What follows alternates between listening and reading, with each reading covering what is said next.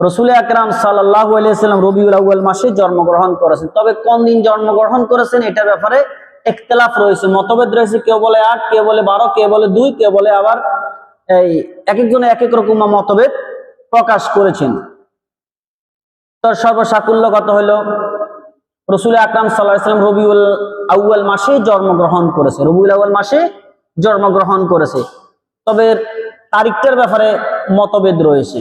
তবে রসুল আকরাম সাল্লাল্লাহু আলাইহি ওয়াসাল্লাম যে রবিউল আউয়াল মাসে ইন্তেকাল করেছেন, অর্থাৎ জনাবে রাসূলুল্লাহ সাল্লাল্লাহু আলাইহি ওয়াসাল্লাম রবিউল আউয়াল মাসের 12 তারিখে সোমবারে ইন্তেকাল করেছেন। জন্ম সোমবারে, মৃত্যু কি বারে? সোমবারে। এটার ব্যাপারে কোনো দ্বিমত নেই, কোনো দ্বিমত নেই।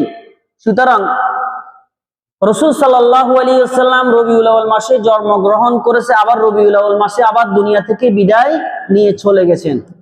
আচ্ছা বলেন তো দেখি, আপনার একটা সন্তান মনে করেন বছরের একই তারিখে, অর্থাৎ জানুয়ারি মাসে 1 তারিখে, জানুয়ারি মাসের 1 তারিখে জন্মগ্রহণ করেছে, আবার জানুয়ারি মাসের 1 তারিখে ওই 2000 মনে করেন 24 সালে জানুয়ারি মাসের আবার 1 তারিখে ইন্তেকাল করেছেন। এখন তার জন্ম এবং মৃত্যু দোনো তারিখ এক হয়ে গেছে। এখন আপনার সন্তানের জন্য আপনারা কি তার জন্মদিন কেক কেটে জন্মদিন পালন করবেন, নাকি তার জন্য শোক করবেন? তার জন্য খুশি উদযাপন করবেন, নাকি তার জন্য শোক করবেন? কথাটা মনে বুঝতেছেন না। তার জন্য অবশ্যই কান্নাকাটি করবে, সে তো দুনিয়াতে নাই, কার জন্মদিন পালন করবেন? সুতরাং আমাদের নবী রবিউল আউয়াল মাসে জন্মগ্রহণ করেছেন, সেজন্য আমরা খুশি হয়েছি।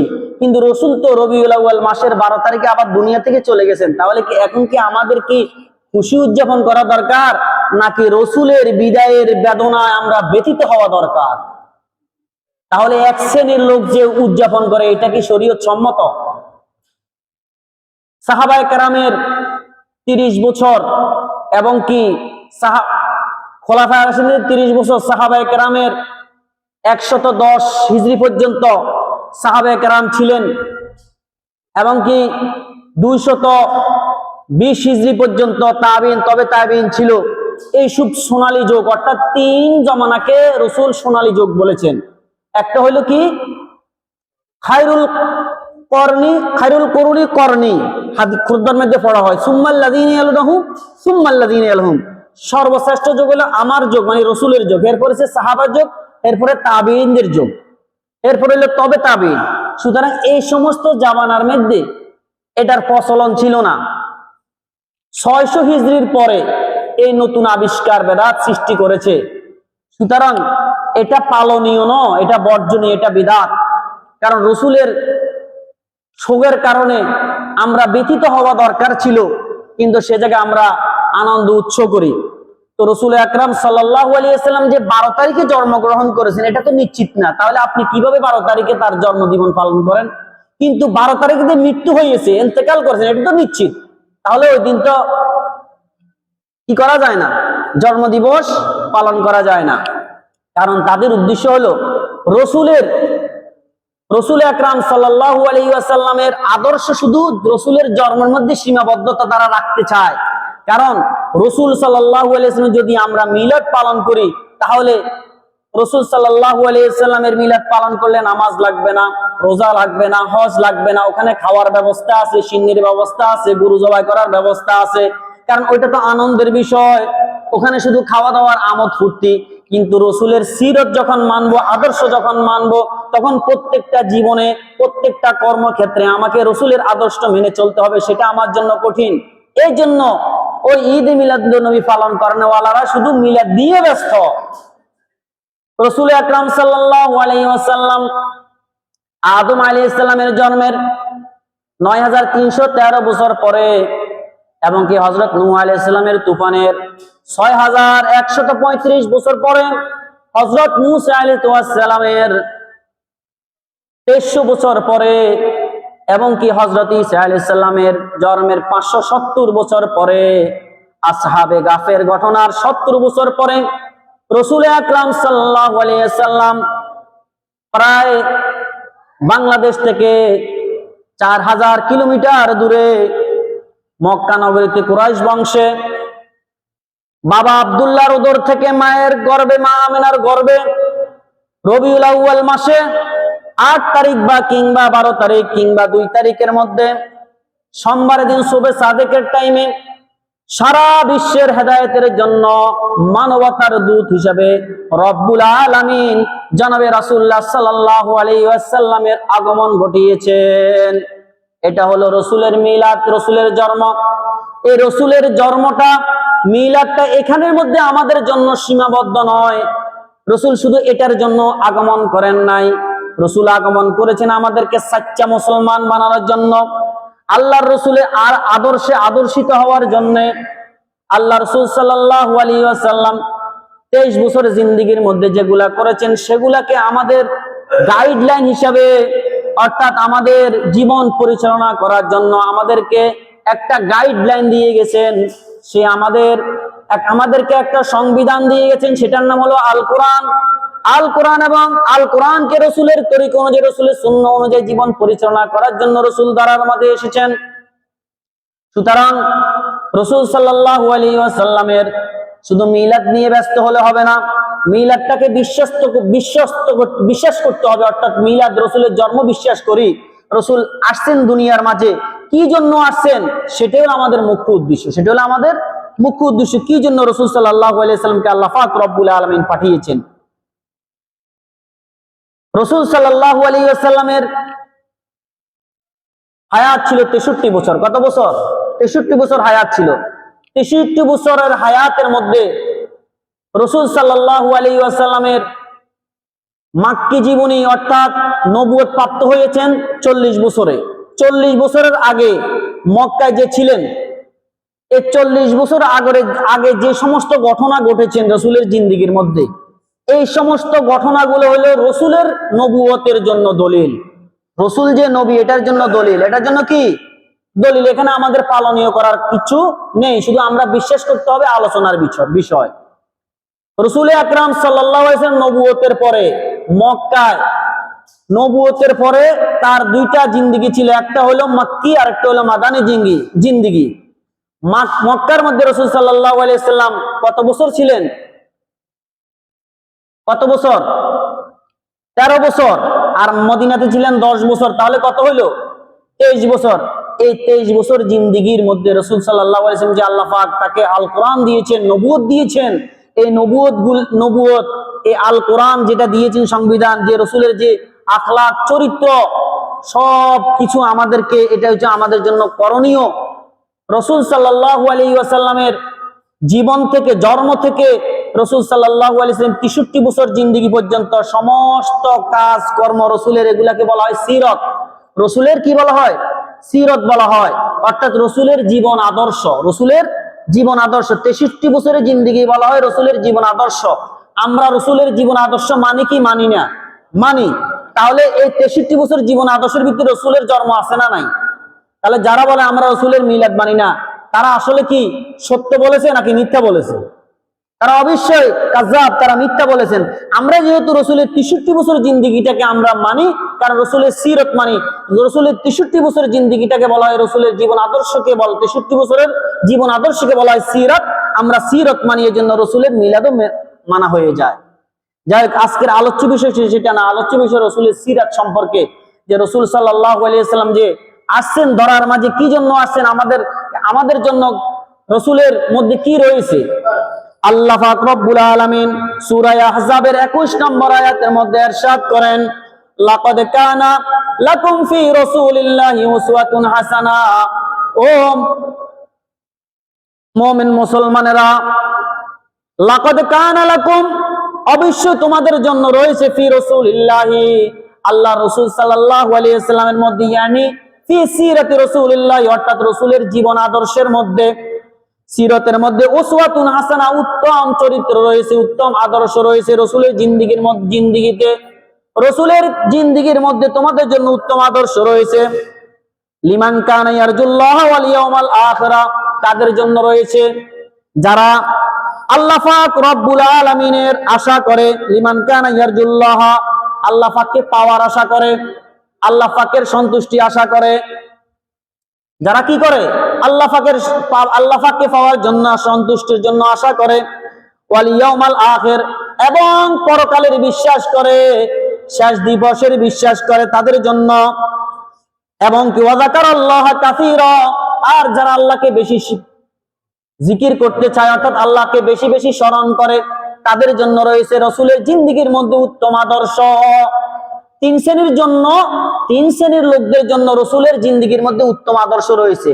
এক নাম্বার, যারা আল্লাহ পাককে পেতে চায়, আল্লাহ পাককে ভয় করে, আল্লাহ পাককে পেতে চায়, এবং কি আখিরাত শেষ দিবসকে বিশ্বাস করে। দুই নম্বর, শেষ দিবসকে বিশ্বাস করে। তিন নম্বর, যারা আল্লাহ পাককে বেশি কি করে স্মরণ করে, আল্লাহ পাককে বেশি কি করে বেশি বেশি স্মরণ করে, আল্লাহ পাকের বেশি বেশি জিকির করে। এই তিন শ্রেণীর জন্য আল্লাহ রাসূল সাল্লাল্লাহু আলাইহি ওয়াসাল্লামের জিন্দেগীর মধ্যে তাদের জন্য উত্তম আদর্শ রয়েছে। সুতরাং রাসূল সাল্লাল্লাহু আলাইহি ওয়াসাল্লাম জন্মের পরে, নবুয়ত প্রাপ্তির পরে, যারা রাসূলকে মানে নাই, কারা মানে নাই? যারা দুর্নীতিবাজ, যারা গুম খুন করে, তাদের জন্য রাসূলের জিন্দেগীর মধ্যে কোনো উত্তম আদর্শ নাই। কারণ তারা রাসূল আসার কারণে বেজার, কারণ রাসূল তো আসছে এগুলাকে দূর করার জন্য, ঠিক না ঠিক? সুতরাং এই তিন শ্রেণী লোক ছাড়া আর কারোর জন্য রাসূলের জিন্দেগীর মধ্যে উত্তম আদর্শ নাই।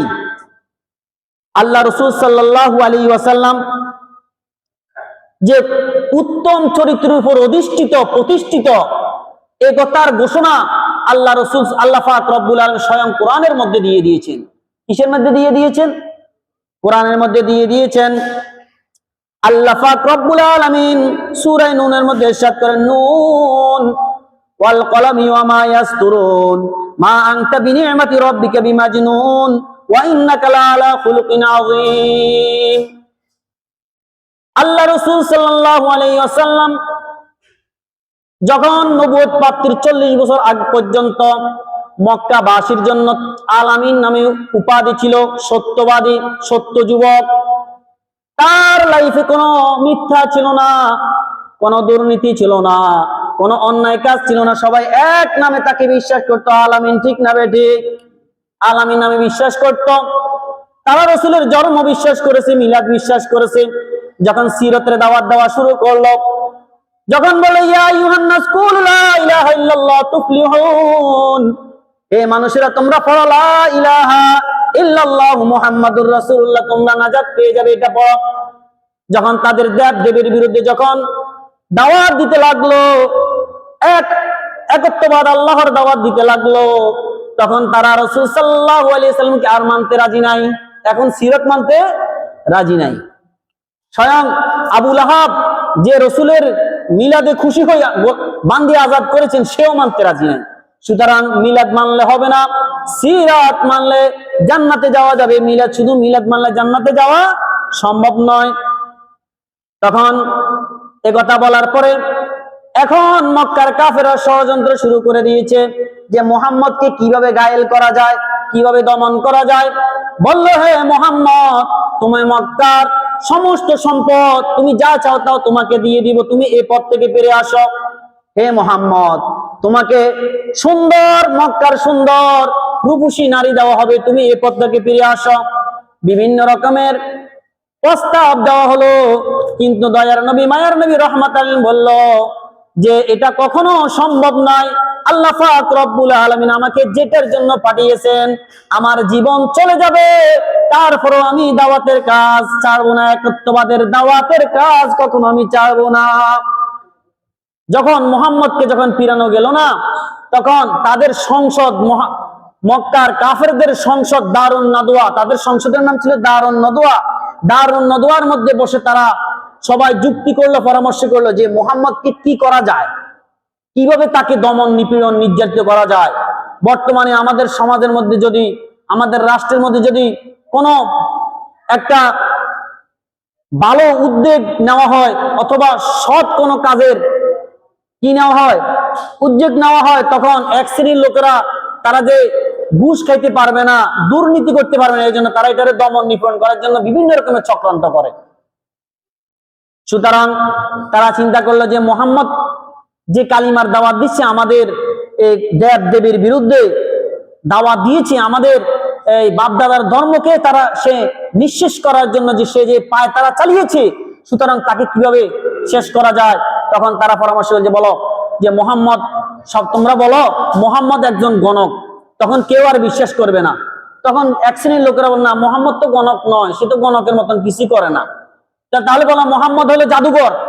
না, সে তো জাদুঘরের কোনো কিছুই সে করে না, জাদুঘর তো হইতে পারে না।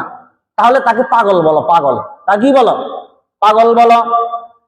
তখন বললো না, সে তো পাগল না, তার কথাবার্তা তো স্মার্ট এবং কি ফাসাহাত বালাগাত সম্পূর্ণ, সে তো পাগল হইতে পারে না। সে কিভাবে পাগল হয়? সে কিভাবে পাগল হয়? তখন তারা দারুন নাদওয়ার মধ্যে একমত পোষণ করতে পারে নাই, একমতে আসতে পারে নাই। এরপরে মক্কার মধ্যে একজন জারফুক কর্নেওয়ালা একজন লোক, যার নাম ছিল জিমাদ। তখন জিমাদ যখন মক্কায় আসলো, তখন কাফেররা বলল, হে জিমাদ, তুমি তো জারফুক করো, তোমার জারফুকের বিদ্যা রয়েছে। আমাদের দেশের ভিতরে মোহাম্মদ নামে একজন আমাদের দেব দেবীর বিরোধিতা করে, সে পাগল, তাকে একটু চিকিৎসা করে আসো, আমরা তোমাকে যত টাকা লাগে তাকে দিব। সে বলল, আচ্ছা ঠিক আছে, আমার সাথে দেখা হলে তাকে আমি সুস্থ করার চেষ্টা করব। হঠাৎ করে মুহাম্মদুর রাসূলুল্লাহ সাল্লাল্লাহু আলাইহি ওয়াসাল্লামের সাথে যখন দেখা হয়ে গেল, তখন দেখার পরে দেখলে এত সুন্দর চেহারা, পূর্ণিমার চাঁদের মতন চেহারা, চুলগুলা অনেক সুন্দর, পুরা কোকড়া নয় এবং কি পুরা লম্বাও নয়, এবং কি তার বডি স্ট্রাকচার এত সুন্দর, মনে হয় পৃথিবীর বুকে এত সুন্দর মানুষ নাই।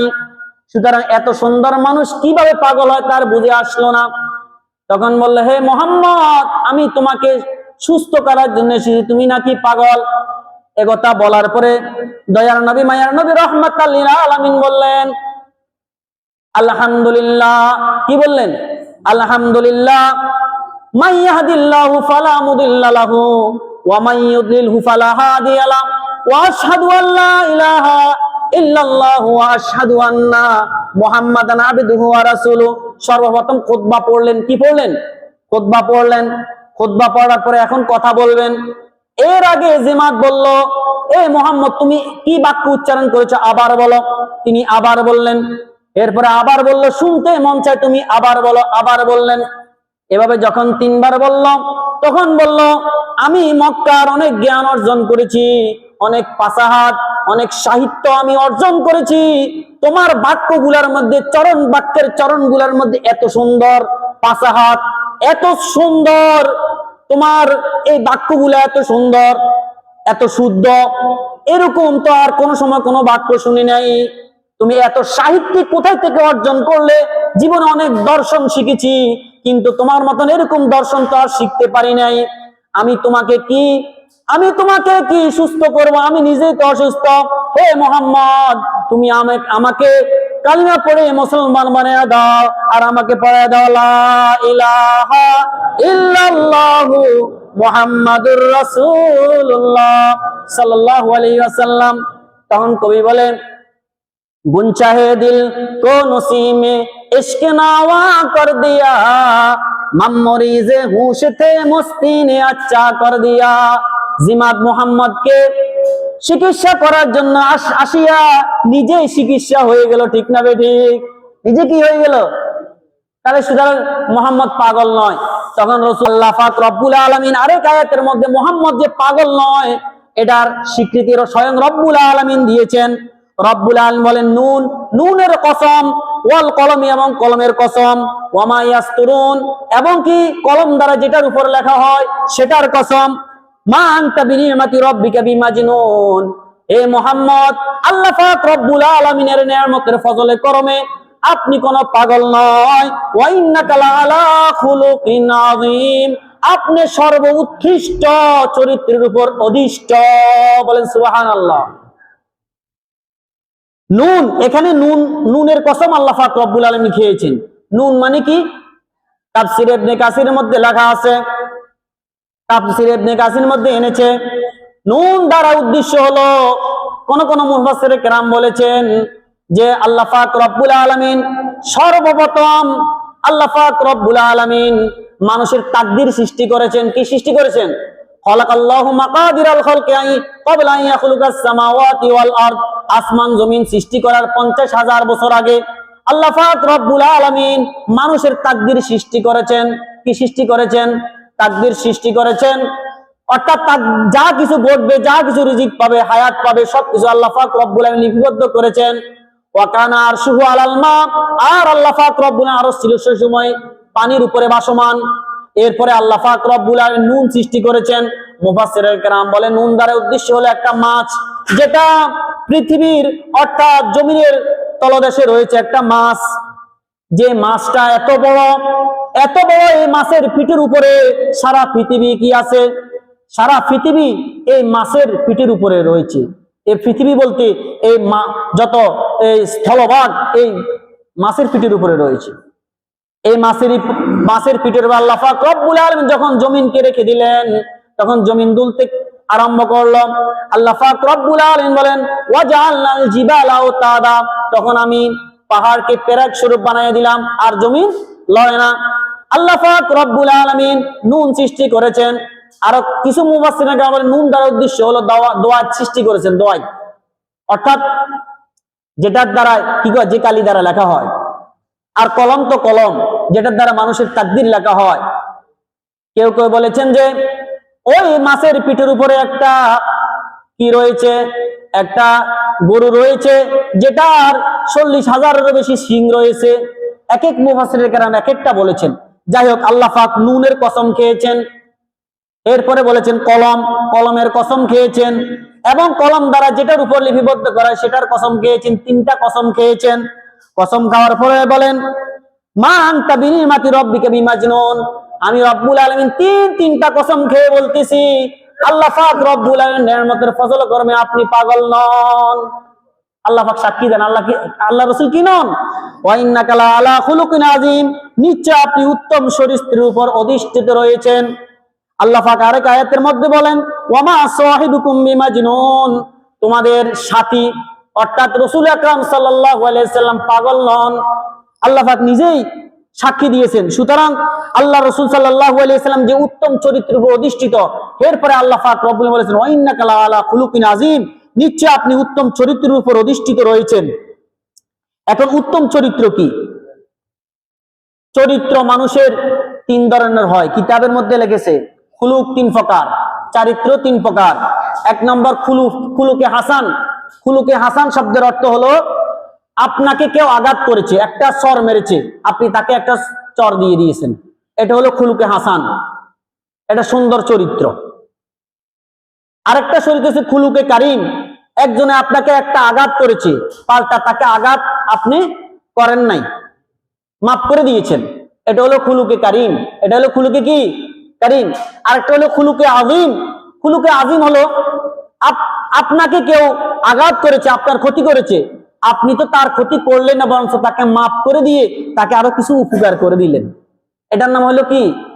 আর এই খুলুকে আযীম ছিল দয়ার নবী, মায়ার নবী, রাহমাতাল লিল আলামিন। এজন্য আল্লাহ পাক বলেন লাকাদ কানা লাকুম ফি রাসূলিল্লাহি উসওয়াতুন হাসানা, নিশ্চয় আল্লাহ রাসূল সাল্লাল্লাহু আলাইহি ওয়াসাল্লামের জিন্দেগীর মধ্যে তোমাদের জন্য উত্তম চরিত্র, উত্তম আদর্শ রয়েছে। আর আল্লাহ রাসূল সাল্লাল্লাহু আলাইহি ওয়াসাল্লামকে মানুষ 4 ভাগে বিভক্ত। মানুষ কবে বিভক্ত? 4। 1 নম্বর হলো মানুষ কারো চেহারা সুন্দর কিন্তু চরিত্র ভালো না। চেহারা সুন্দর, চরিত্র ভালো না। যেরকম ভাবে আসাদ নূর, কত সুন্দর চেহারা। তারপরে যাই আরো নাস্তিক আরো আছে যাদের চেহারা দেখতে অনেক সুন্দর লাগে কিন্তু এদের চরিত্র ভালো না, রাসূলকে গালি দেয়। রাসূলকে কি দেয়?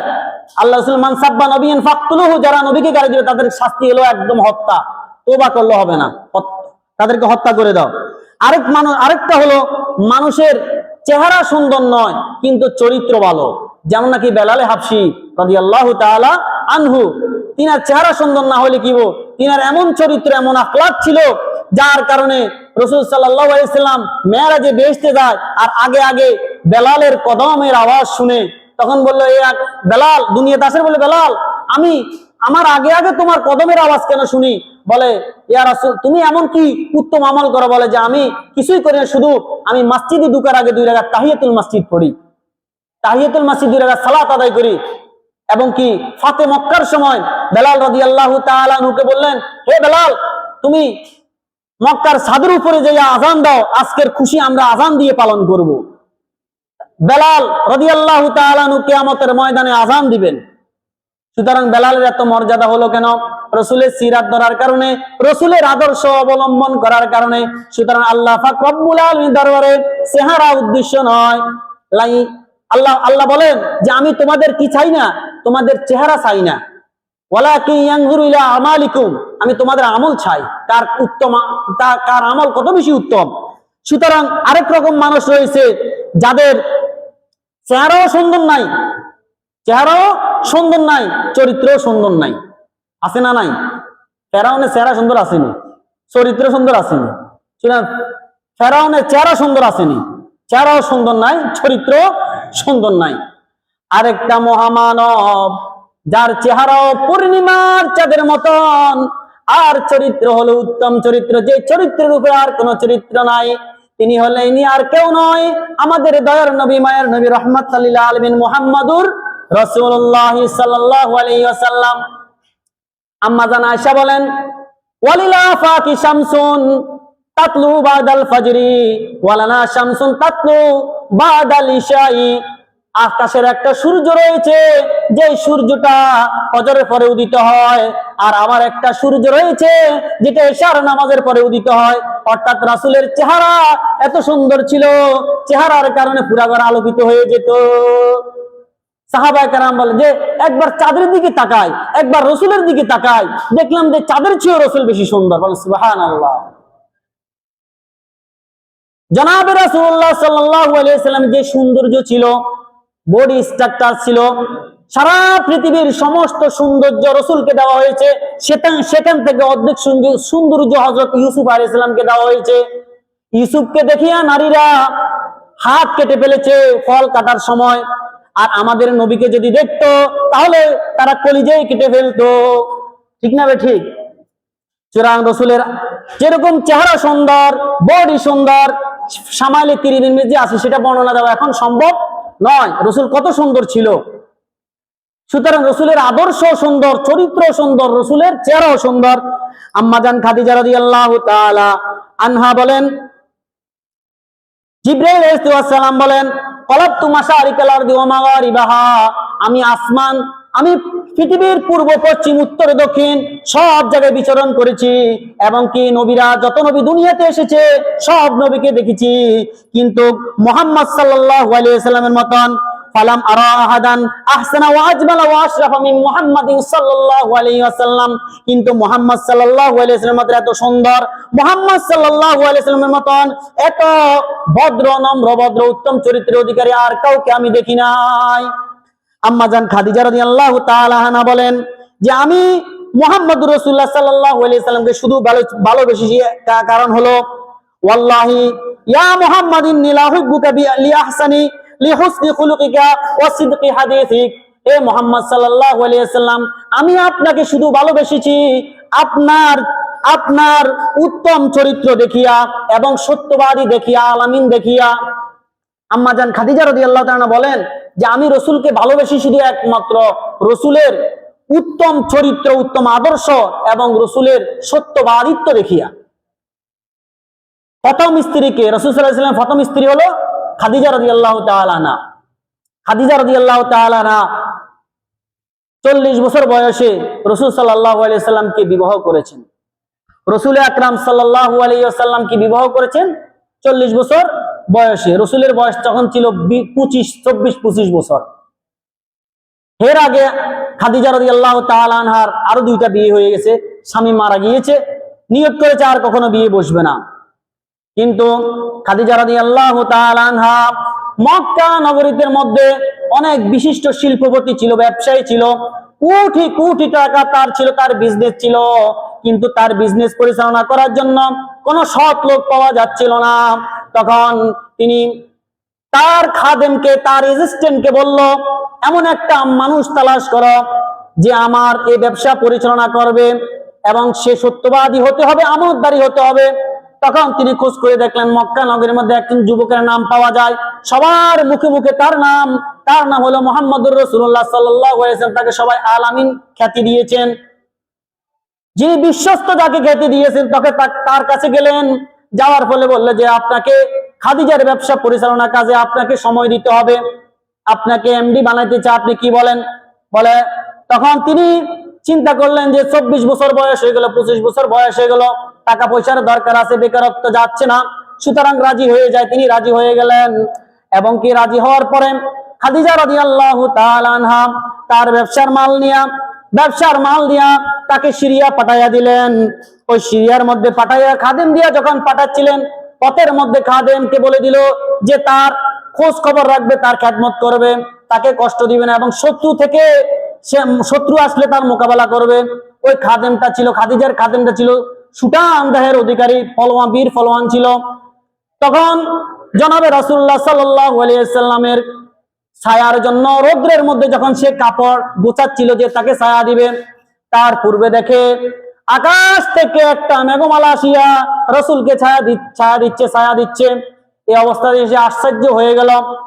রাসূল সাল্লাল্লাহু আলাইহি ওয়াসাল্লাম যখন দাঁড়িয়ে যায়, ওই মেঘমালাটা দাঁড়িয়ে যায়। রাসূল যখন হাঁটে, ওই মেঘমালাটা রাসূলের সাথে হাঁটে, রাসূলকে ছায়া দেয়। এভাবে পথের মধ্যে যখন যাচ্ছিল, কিছু দূর যাওয়ার পরে দেখলো ডান পাশে একজন লোক আসলো, কিছুক্ষণ পরে দেখলো যে বাম পাশে একটা লোক আসলো, যে লোকটা সুন্দর, কিন্তু তার পোশাক ছিল সাদা রঙের। দেখার পরে বললো শত্রু আছে, তাকে মোকাবেলা করতে হবে। তখন খাদিজার খাদেম বলে যে তার মোকাবেলা করতে হবে, প্রস্তুতি নিল। বললো তুমি কেন আসছো? কোনো জবাব দেয় না।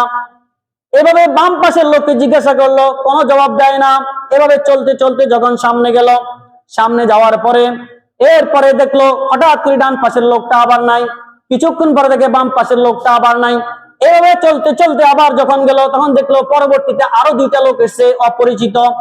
কিছু দূর যাওয়ার পরে তাদেরকে প্রশ্ন করলো, তারা কোনো উত্তর দেয় না। এরপরে ডান পাশের লোক আবার চলে গেল, বাম পাশের লোকও চলে গেল।